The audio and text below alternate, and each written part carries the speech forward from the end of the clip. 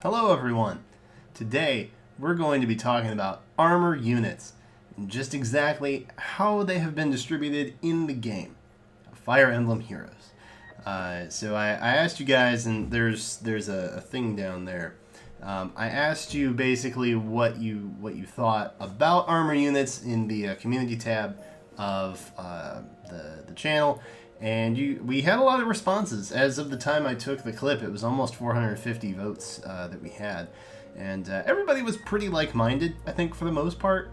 So I'm not genuinely too surprised, to be honest with you. But I know it's a daunting topic for some, so I've taken the liberty of getting rid of the game sound, and I've just put some calming music in the background. So enjoy Glitch City while we talk about armor units. And I'm grinding through Tempest Trials right now as well with Armored, which fared a lot better in the test run than what we have right now, unfortunately. But that's okay. Tharsha did her thing, I guess. But either way, we're gonna look at some armor stuff. So the poll I asked was basically, are you in favor of all the love that quote-unquote Armor Emblem has been receiving from Heroes? 13% of you said no, armor units are no good. 6% said you love armor units. 20% said you don't really care either way. And then 61%, which is obviously the overwhelming majority, had the sentiment of it's okay, but it's kind of causing some game balance issues. And a lot of you guys also expanded on those thoughts as well in the comments, so thank you for that. I appreciate it. Just kind of clarifying your thought a little bit, because not all the options are completely inclusive. So I broke down the movement types that we have. All right, so in the game right now, we have a whopping 321 units. At least I hope so. Everything I did was kind of manual, so if it's not exact, I do apologize, but I think it's pretty freaking close if it's not. The armor units make up 34. Infantry, there are 182. Cavalries, there are 58. And flying units are 47. And you can see that broken down in the bottom right graph there, the overall movement type. So armor units make almost 11% of the total movements in the game, which is interesting, right? It doesn't really seem like that much. In fact, it is the lowest of the movement types in the game in general. And you might think that that's the open and done case, like that's it. Heroes is clearly not being biased to armor units because look how little of the total pool it makes up. In fact, the regular units up there on the top left, the normal summon pool, armored units are only about 6% in. And then in the middle left graph, we've got 4 and 3 star units. And this also can include some 2 stars that you can get from like free events and things like that, like the 3 heroes quests, those things. It's worth noting that there are no 2-star armor units. Those don't exist. Those aren't real things. They've never been involved in quests like that where you can get, I think it was the original Grand Hero Battle, the GHBs. They were, you could get like a 2-star Robin or something like that way early in the game. Never had any armor units like that. And then, we've got the 5-star lock units, which is considerably higher, right? So of the total pool that you can get these guys in, that 6%, almost 15% of that total pool is actually locked units for armors. And, the 3-star, 4-star armor units you can get of the total 4 and 3-star pools is almost 4%. So armor units not really making up a whole lot. The armor units in the 5-star obviously are a little more competitive with everybody, and all the graphs kind of look pretty similar. The overall movement types, which is every unit in the game, it matches more or less with the regular summonings that you can get, which is good. That means that's balanced. That means that everybody's kind of evenly represented for the most part, and of course there will be some minor flaws with that, but I think the important thing to note is you can get a lot more 4 and 3 stars of every other movement type than you can of armors. And so for what that's worth, I feel like in normal aspect, Heroes is not necessarily flooding the summoning pool and kind of causing the game to be unbalanced, because we all know that armor units have inflated stats. They have some of the best skill slots in the game, and they also have a pretty big majority of the unique skills as well, that being like the fire skills and things like that. So overall, you wouldn't think that Heroes is being really all that biased just by looking at that. In fact, it's pretty darn balanced for the most part. But then you start looking a little deeper, and you start to see the graph shift a little bit. So up at the top left, we have free reward units, which include things like Grand Hero Battles, Tempest Trials, things you get from stories, Hero Rises, which would have been Vanguard Ike, things like that. Now, the things that aren't included are freebies from like 3 Heroes quests, because those are already in the normal summon pool. And things like first guaranteed free summons. So like the legendary, not the legendary, the brave heroes. So many different heroes. The brave heroes, where your first summon you're guaranteed to get whatever unit you want. I did not include those because that would skew based on the person pulling, right? So these only include guaranteed free rewards. So your free Fjorm, your free Air, and your free Ike. Things like that, under normal circumstances, your story characters, things like that. So armored units in general, and I want to say for the most part, it's usually a Tempest Trial or a GHB that we get these. 12% of the total free units are armored, and that's actually even with the number of flyers, not far behind Cavs, which are 18. And then infantry, again, you know, the mass of the summon pool is infantry, over half, at 57%. So again, it's looking pretty balanced in terms of what they give away for free. That's good. Again, that's how it's supposed to be. But then you take a look at the middle graph on the left there, and then you look at legendary units, right? And so this isn't including mythic units, just because, again, we don't really have a decent sample size from that to really pull from. It's just Air, so we didn't include her in here, but she was in the free rewards. So legendary units, armored and flyers, they take up almost 16% each. Cavs get almost 31% each, and then infantry is almost mirrored with cavalry units at 38.5% or 39%. And so you start to see that general graph down there on the bottom right. It starts to shift a little bit, and everybody starts to get a bigger piece of the pie. And then you look at special units, and these are just seasonal units that do not appear in the regular summon pool. The majority of units that we get in special banners are, again, infantry.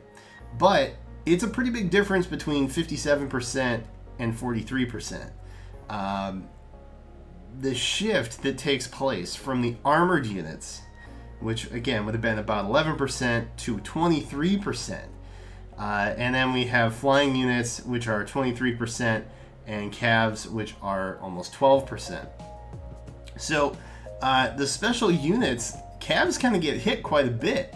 And then you look at legendary units, and you know they're massive, like they're all over the place.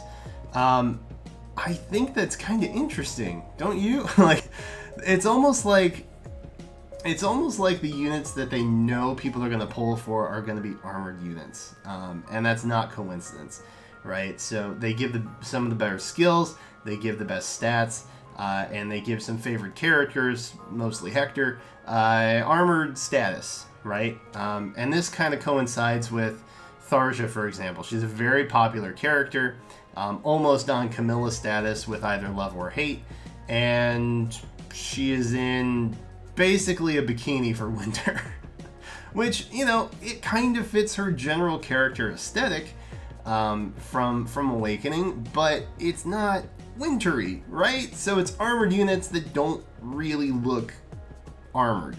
The same thing just happened with the banner that we just got Winter's Gifts of Winter, right? Erica does not look armored at all, but she is. And she's an armored staff unit. Ephraim, I feel like, is the only real case you could make for having an armored unit. Similar to maybe Crom from last year. He kind of looks armory, maybe, I guess, if you really want to make a case for it. But there's no denying that the units that you gotta pay for, right? The legendaries and presumably the mythics down the road as we get more, and then the seasonal special rarely occurring units, those are predominantly armored units comparative to what we're normally looking at in terms of general movement type units throughout the whole spread of the game. And that's where you have your biggest jump. And I think it's really interesting. I think IS truly believes that people are going to spend buku bucks to try and get all these armored units. But in general, going back to the poll that we had, and I don't know if it's just all because you're very smart, attractive people, but in general, you guys all think that the game is kind of unbalanced by the spread of all these armor units. So the community consensus doesn't fit the business model for IS, which kind of spells trouble, right? That's not a great thing. If IS wants our money, and believe me, they want our money, especially with games like Dragalia Lost kind of very close on the very close on the heel. Sorry, still getting over a cold. They're going to have to change things up a little bit. And I think probably one of the unsung heroes in this whole thing are flyers.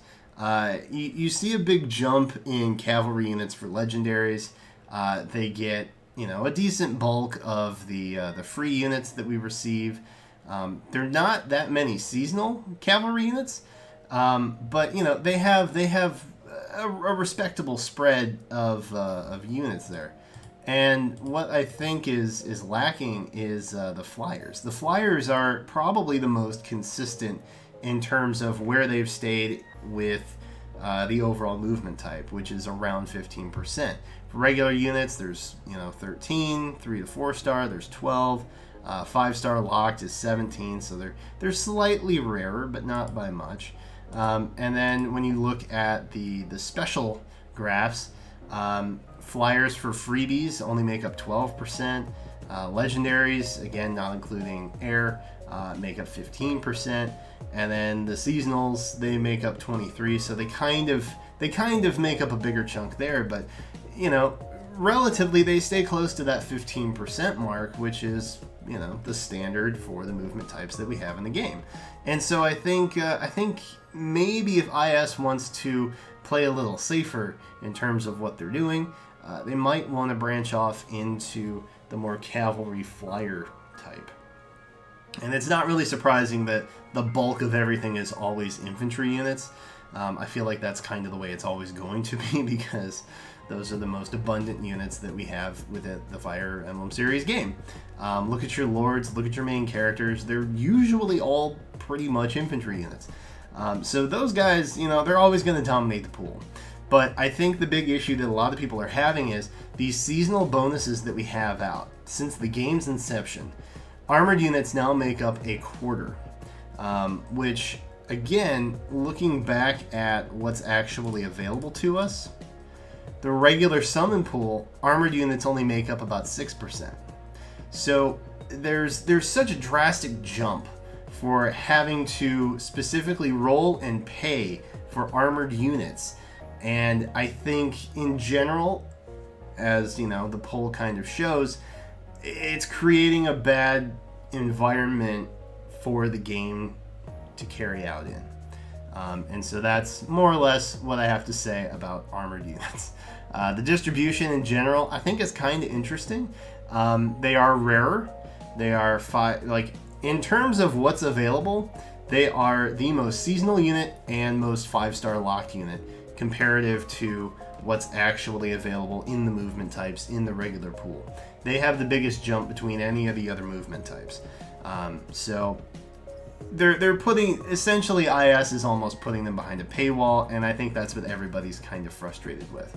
Now we did get a new free seasonal unit who is amazing. Cecilia is probably one of the better units that we've got. She needs a little more investment because the kit isn't quite on par. Neither is the weapon exactly, but you can upgrade it and you can swap things out. It is inheritable. So I think Cecilia is actually the better unit from this banner. Even though, you know, units like Faye are crazy strong. But either way, you know, I think that at least is hopeful, right? If we're gonna get armored units, we can at least see them in a more free-to-play mode, which, as you can see there, is a little lacking. But either way, let me know what your guys' thoughts are on this. When I looked at the numbers, I kind of expected everything just kind of made sense, right? I expected to see what this was, but after I laid it all out and put the numbers down on charts, I was like, wow, okay, well, the visual representation is very interesting. But I don't want to make this video too long. So let me know what your guys' thoughts are about the distribution of armored units.